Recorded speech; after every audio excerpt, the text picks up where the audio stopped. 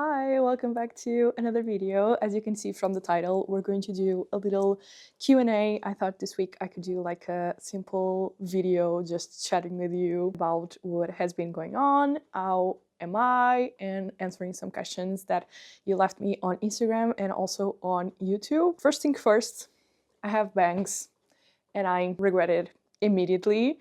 Not only I discovered that this side of my hair, it's like has a life of its own, and I don't know what's happening in here. I don't like it. It's annoying, and most of the times I just wear like little things on my hair because yeah, I don't know what I was thinking. This is not my first time getting bangs and I always regret it, but I thought this time was different.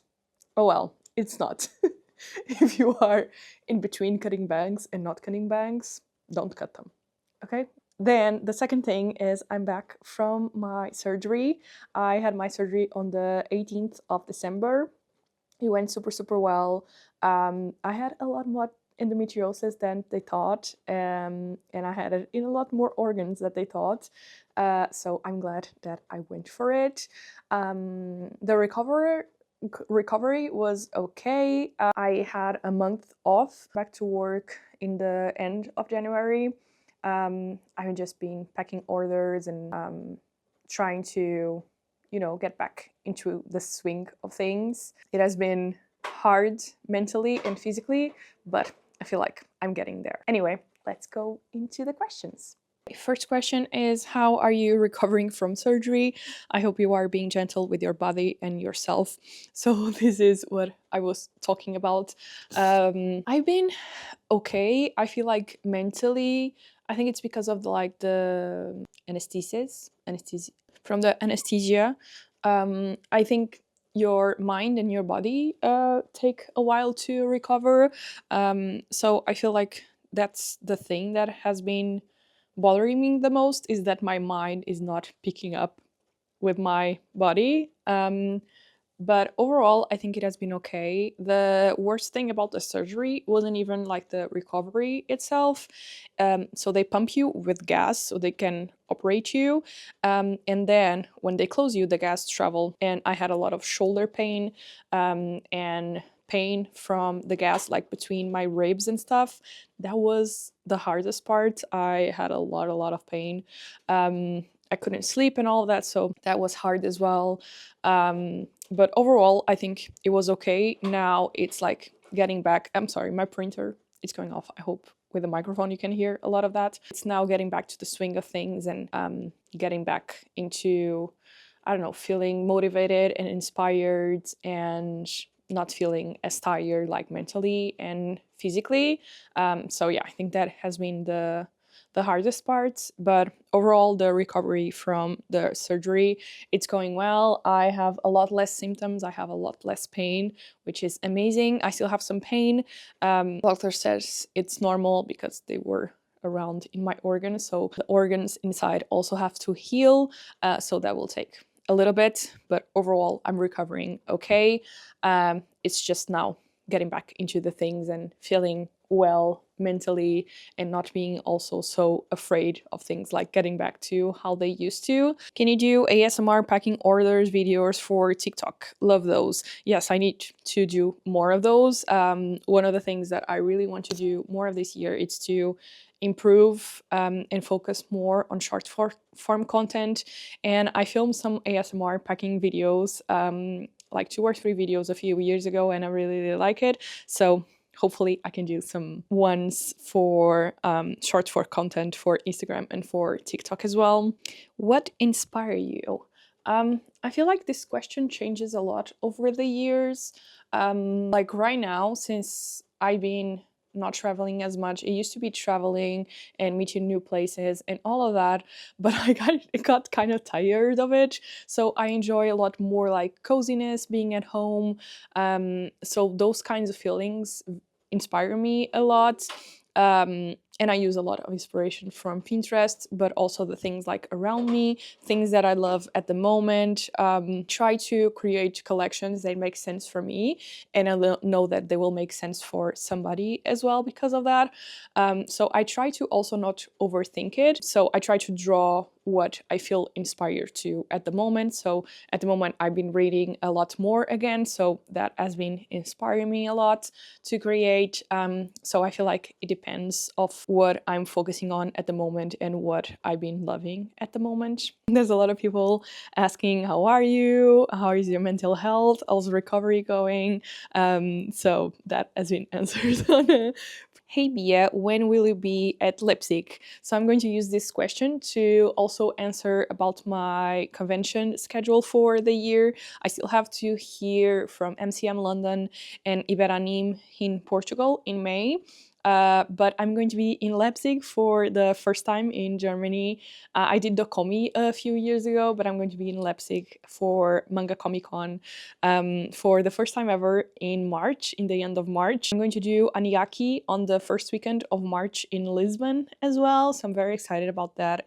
I haven't done it in a year. Then for May, I'm still waiting for the answer for both MCM London and Iberanim. And then in June, I'm going to do Dutch Comic Con, and for the first half of the year, I think that'll be it. I'm trying not to overdo it with conventions. I thought about applying for the Comi. I thought I'm going to do one extra, which is Leipzig this year. So I'm just going to take it slow, because the last time I burned out is because I was doing like a lot of conventions.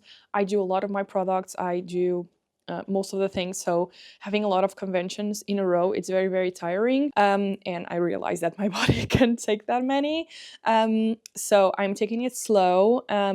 But next year, I'll hopefully apply for a couple of extra ones. We'll see about that. But I'm very excited to the conventions that I'm going to be doing this year, and I try to do like bigger ones and also the ones that I love as well. I'm very excited about the convention plan for 2026. And the next question is, what's your 2026 plan? So a couple of years ago, I decided that I wasn't going to do goals anymore. It was something that January, I always felt like it was so stressful.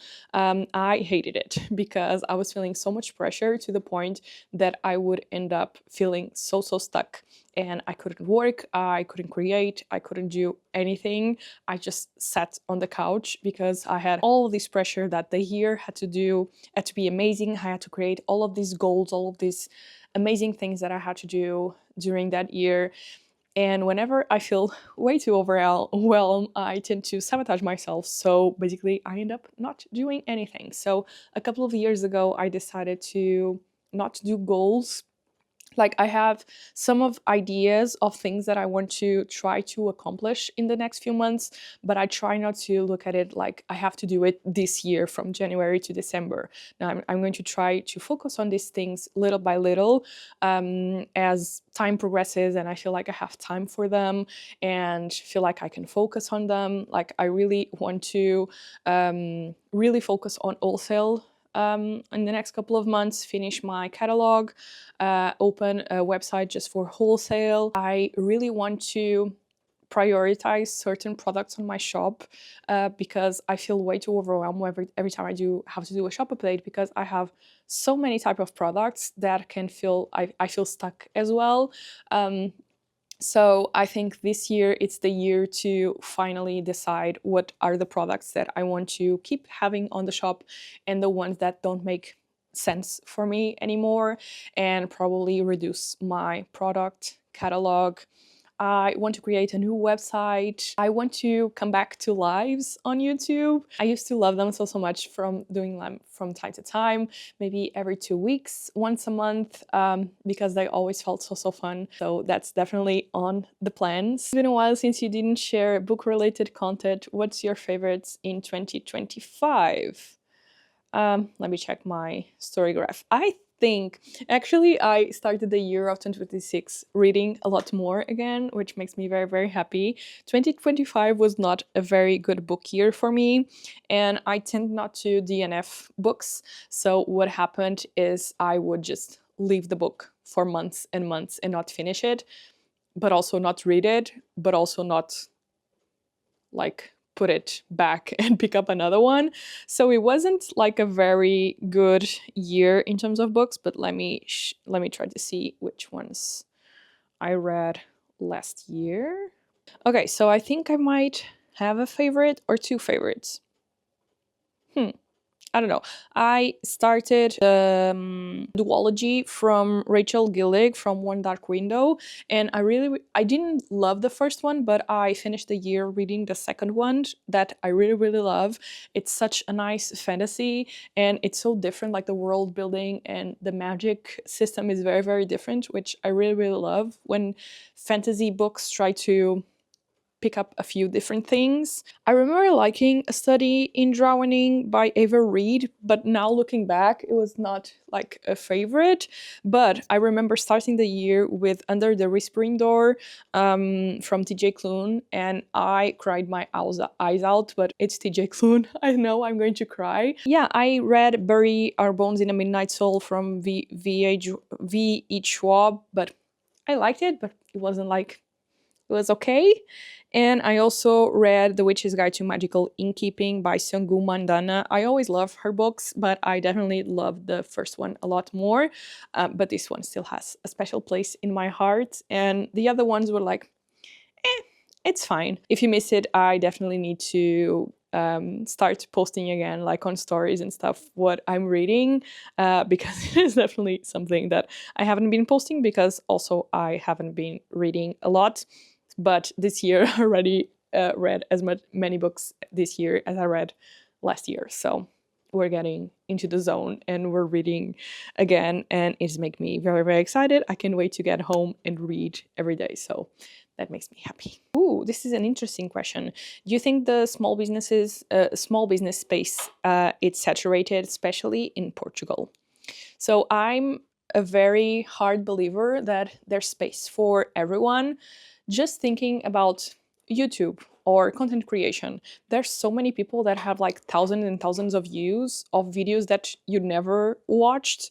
So there's so many people out there, and there's space for everyone, I guess.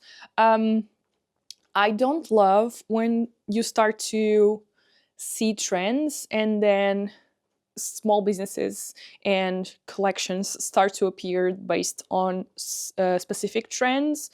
I think everyone is now doing snail mail and happy mail club, which I think it's great. This is amazing that everyone is creating and finding something that works for their business, because there's a lot of people joining mail clubs right now.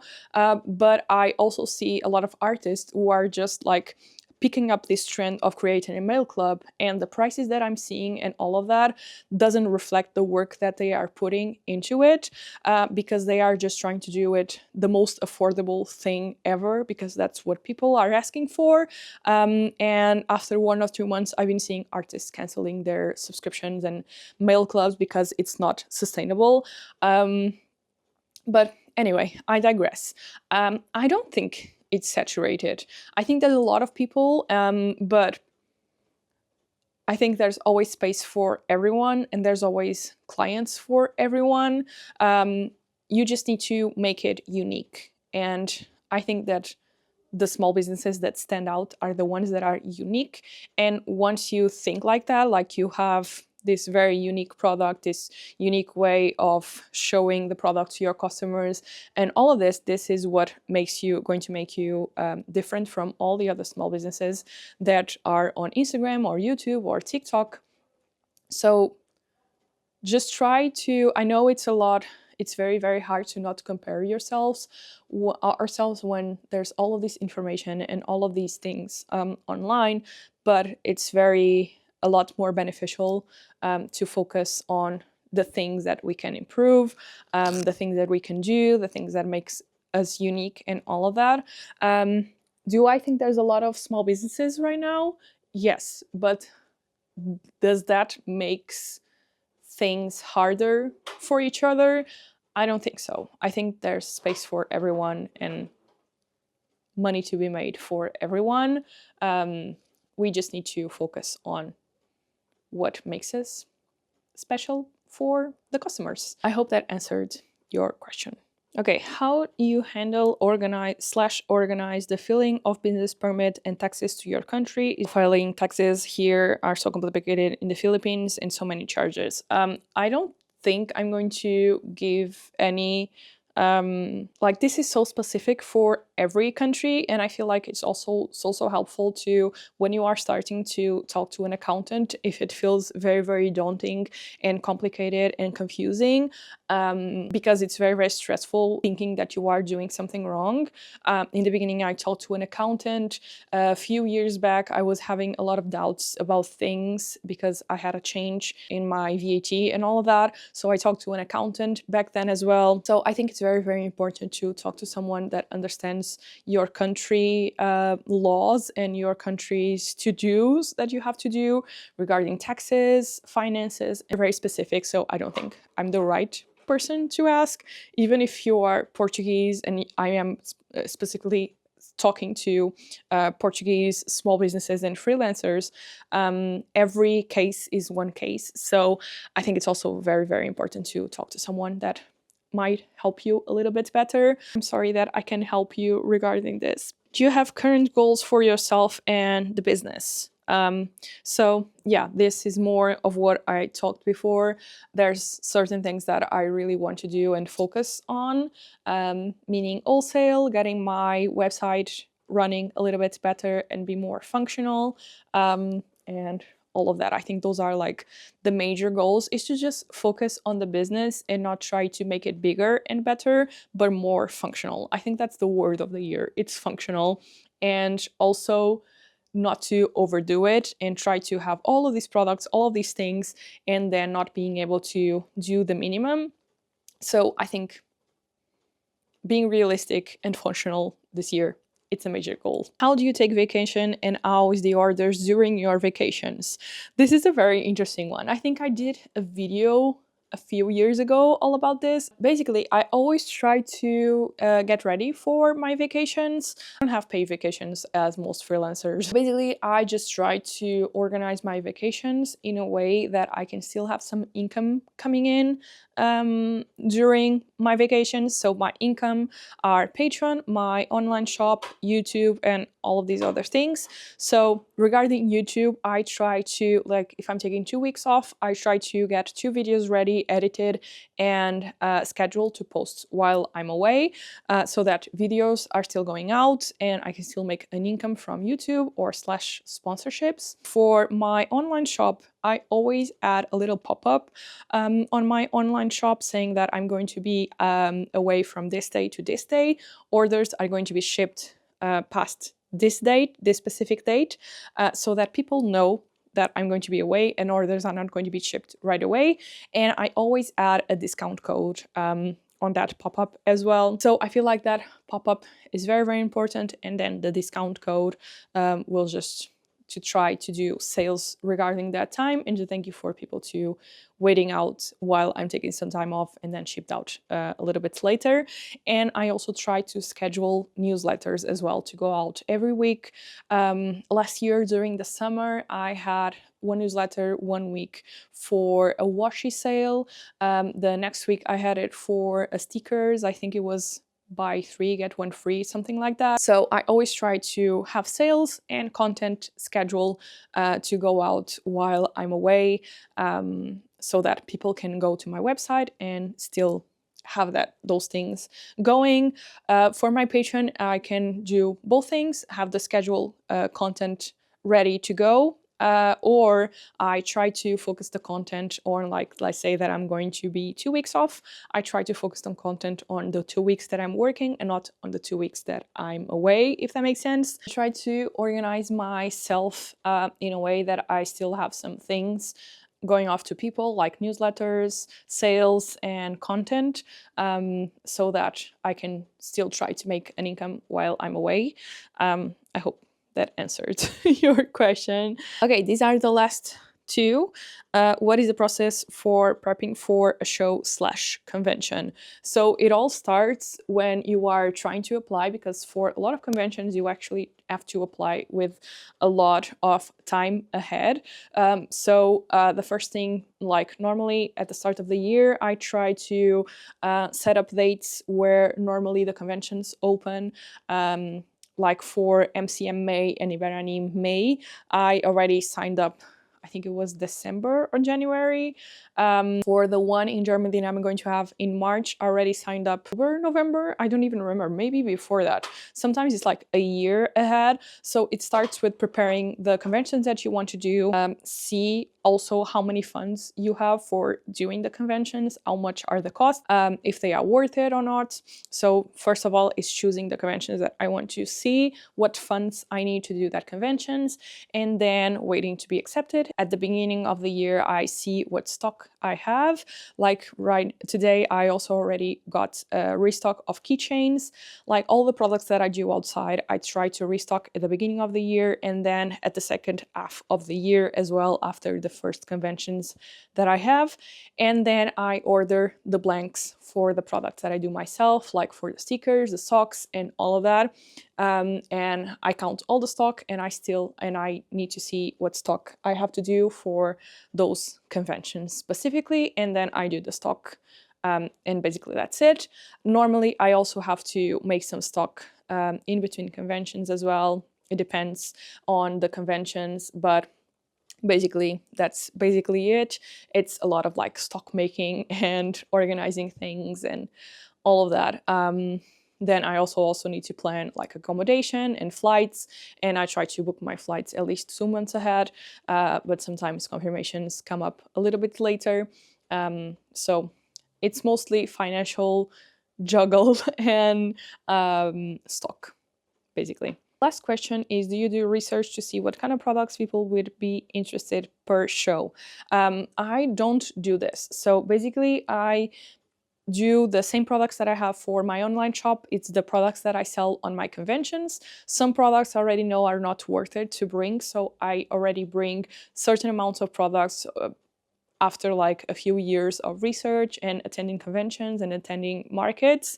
For smaller markets, I know there are some products that result well, but not for conventions, so I try to gather from that, and it's always different from the online shop. So I think selecting the products that you're going to take, it's always going to come with trying it out and see what works or not.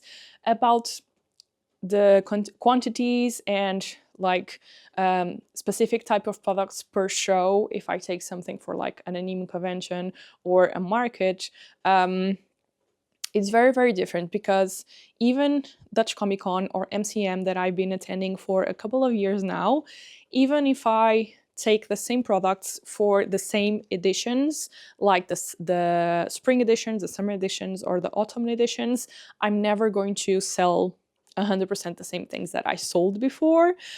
So it can be very, very weird. You do a lot of stock of something because it sold a lot on the year before, but then it stops selling and changes a lot. So sometimes it's a lot of luck regarding quantities and the things that you sell or not. So sometimes it's a little of a gamble as well. But I try to take the same amount of quantities of each things. Of collections that haven't sold so well, I take less. So it's a lot about doing markets, doing conventions, and write everything that you sell or not sell. And then from that, you're going to start adjusting the quantities and the stock and the collections and products that you're going to take. But it's still going to be a gamble most of the times. Okay, it's already getting super, super dark. I answered all the questions. Thank you so much for sending them out. I always love answering these Q&A videos, because you make me think about things, and I love that. Anyway, me and my annoying fringe are going to go home now. I'm going to edit this video, and I hope to see you soon. Bye. Why is my fringe? Ugh. My microphone is falling. Oh, it's getting dark.